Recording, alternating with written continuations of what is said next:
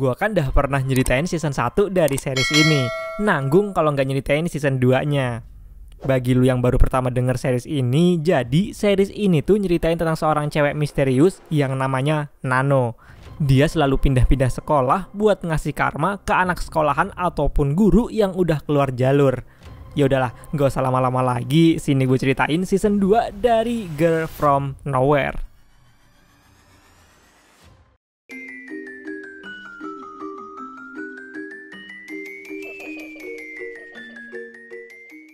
Episode 1 judulnya Pregnant.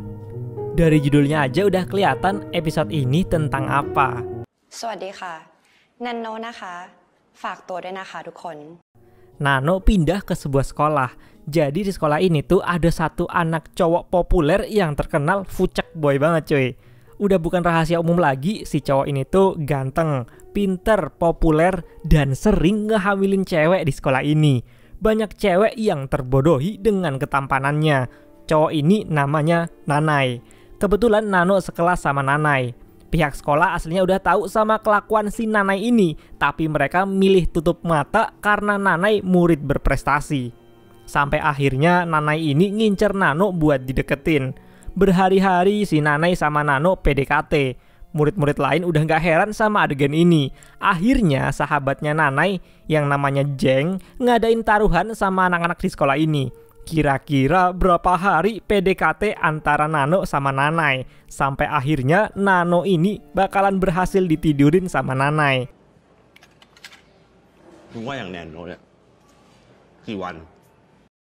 Nah, cewek ini salah satu korban Nanai cuy.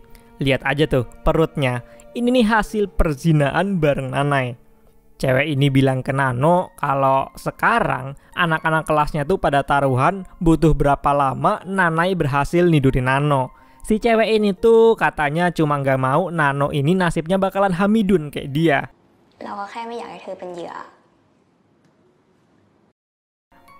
Di hari ketiga semenjak Nanai ngedeketin Nano, di ruang ganti ini, mereka pun akhirnya bakalan ngelakuin adegan dewasa itu. Nanai ngerayu Nano dengan bilang bakalan ngelakuin apapun demi Nano. Nano ngitung mundur dari 10, dan mereka pun ngelakuin itu dengan brutal.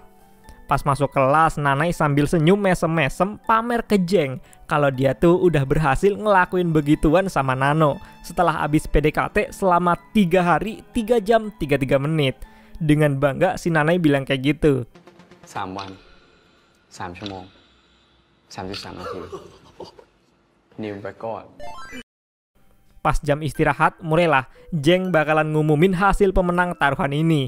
Siapa yang waktunya paling mendekati, dialah pemenangnya. Anak-anak kelas tuh kebanyakan meleset. Ada yang nebak 6 hari, 8 hari, dan lain-lain. Tapi tiba-tiba yang diomongin ini dateng. Nano dateng dan semuanya pada kaget. Tapi di sini Nano malah ngikut nimbrung buat tahu siapa yang jadi pemenang dari taruhan ini. Jeng pun ngambil salah satu tebakannya dan nyebutin kalau ada yang berhasil nebak secara bener banget coy. 3 hari, 3 jam, 33 menit. Dan lu tahu siapa? Ternyata itu tuh taruhannya si Nano.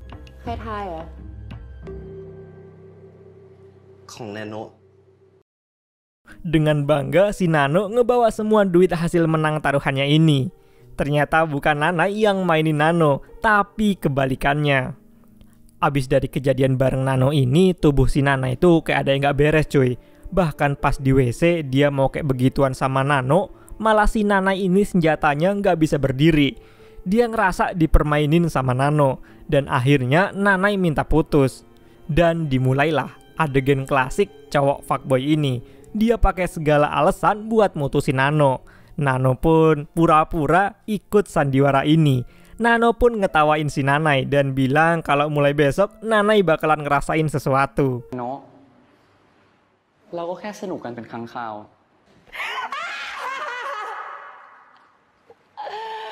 หลังจากนี้น่าจะรู้สึกถึงบางอย่างขึ้นมาก็ได้นะ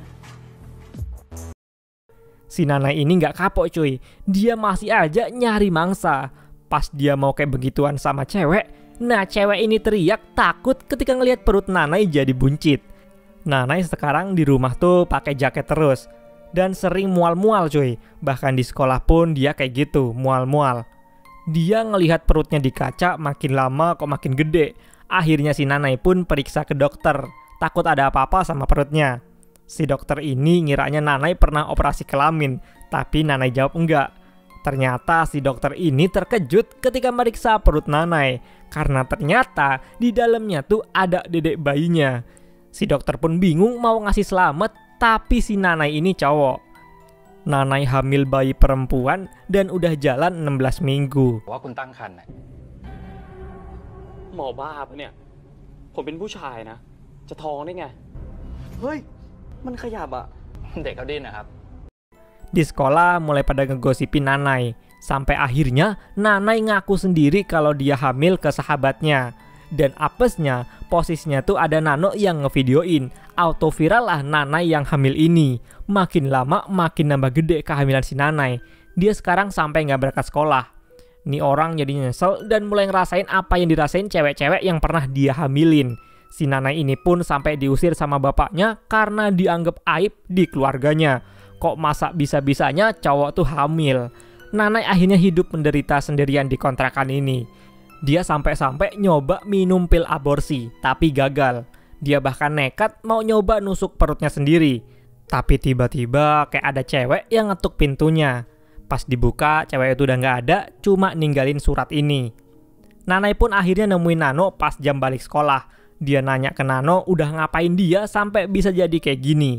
Tapi Nano cuma jawab sesuai sama omongan Nanai pas putus dulu, kalau hubungan mereka kan cuma main-main. Baliknya, Nanai ini ketemu sama cewek yang pernah dia hamilin. Dia minta maaf dan nyesel pernah ngelakuin itu ke cewek ini. Si cewek ini nggak marah karena dia udah berdamai sama semuanya. แล้วขอโทษที่ทำให้เป็นอย่างนี้ ได้คิดอะไรแล้วอะ Beberapa bulan kemudian, Nanai mutusin buat ke dokter buat ngegugurin bayinya. Tapi akhirnya si dokter tuh milih nyesar bayinya dan ngeluarin bayi itu dari perut Nanai. Dan sekalian ngasih selamat karena bayi Nanai udah lahir secara sehat walafiat. Nanai ini marah-marah, kok malah si bayinya ini masih hidup. Dokter bilang kalau Nanai mau nyingkirin bayinya, Nanai kudu lakuin sendiri. Di kontrakannya dia tinggal bareng bayinya. Dia kesel setiap malam ngedenger tangisan anaknya sendiri. Baby blues lah si Nanai ini istilahnya. Tapi dia langsung keinget kalau ini adalah darah dagingnya sendiri. Nanai pun nyusuin anaknya karena ternyata dia bisa ngeluarin ASI. Bukan ASI, maksudnya ASA, air susu ayah.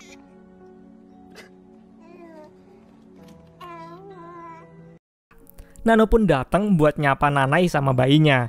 Nanai minta Nano buat balik sama dia ngurusin bayinya bareng-bareng. Tapi Nano nggak mau dan pergi ninggalin Nanai. Di ending episode ini ada yang suka ngikutin Nano cuy, dan moto diem-diem ke arah Nano.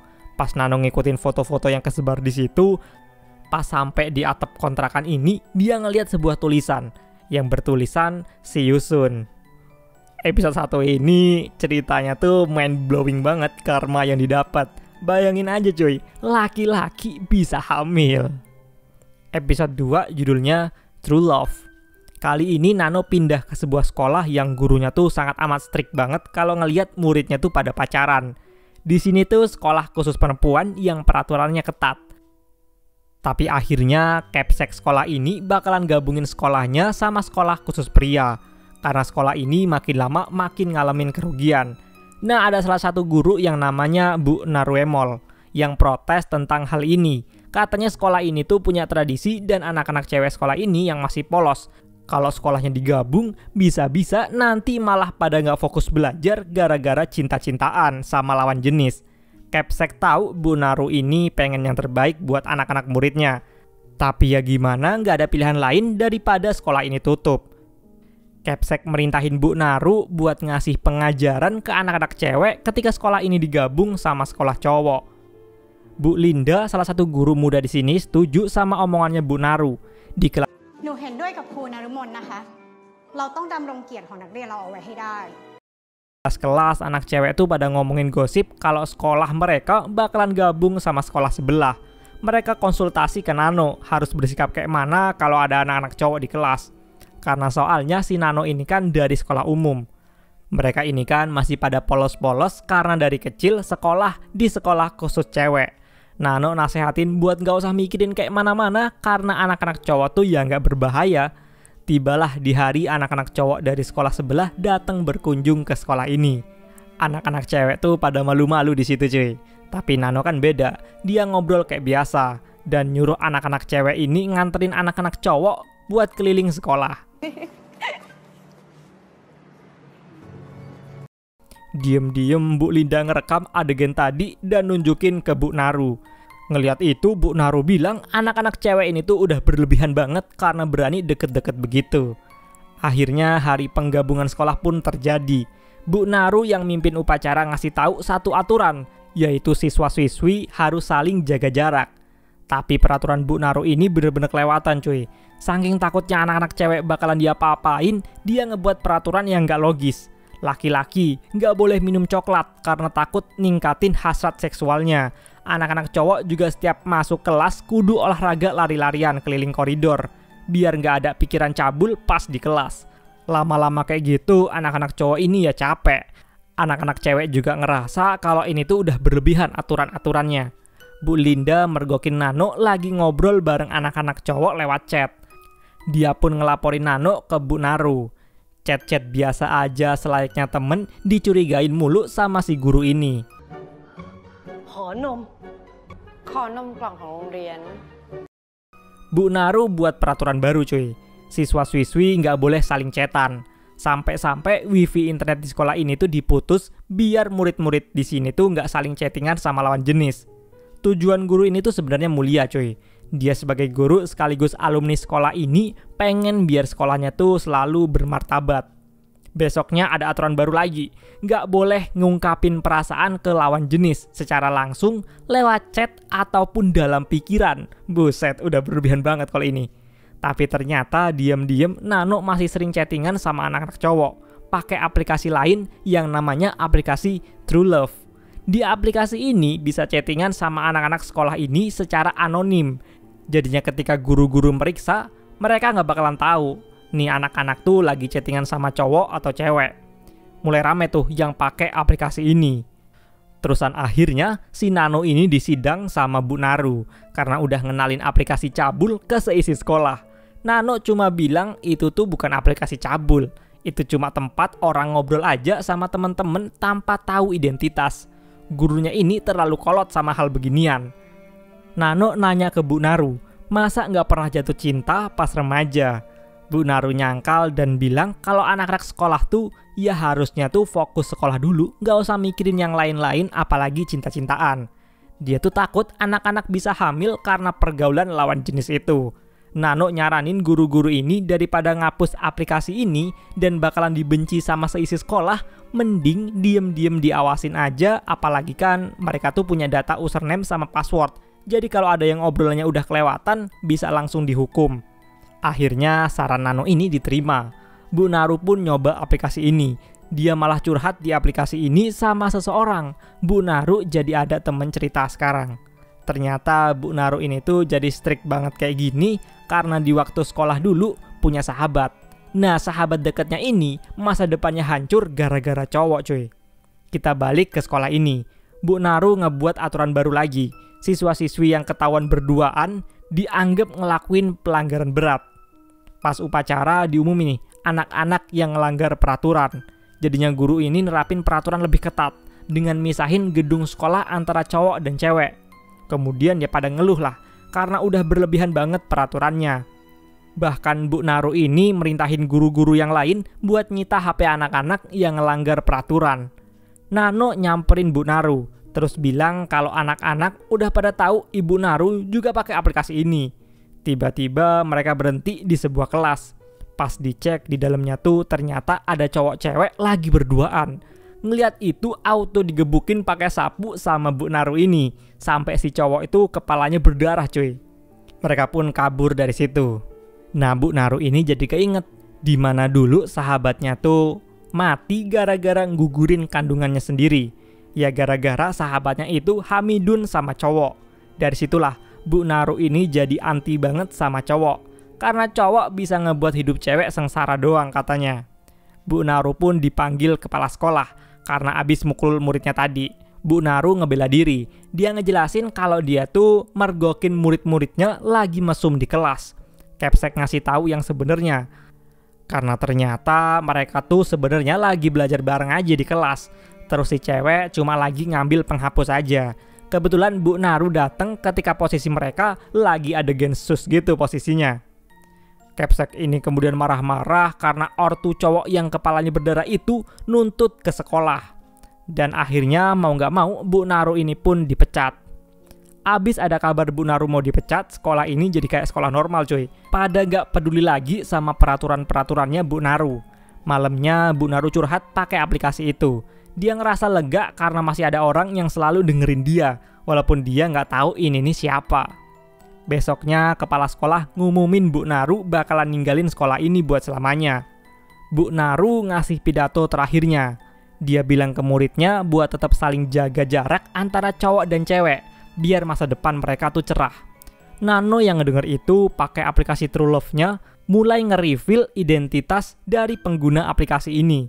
Jadi ketahuan tuh, selama ini mereka tuh ngobrol sama siapa di aplikasi ini. Begitu juga sama Bu Naru yang selama ini pakai aplikasi itu. Ternyata selama ini yang ngobrol sama dia di aplikasi itu Bu Linda cuy ternyata.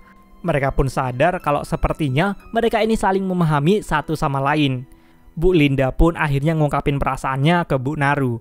Bu Naru pun nerima dan mereka pun akhirnya bermesraan. Di ending episode ini tiba-tiba aplikasi yang dibuat sama Nano malah si Nano ini match sama seorang cewek dengan pita merah. Dan dialah yang nanti bakalan jadi rival si Nano di kelanjutan episode. Terlepas dari adegan si guru tadi, jujur episode ini tuh banyak makna yang bisa dipetik cuy. Ya udahlah, kita bakalan lanjutin episode berikutnya di part kedua.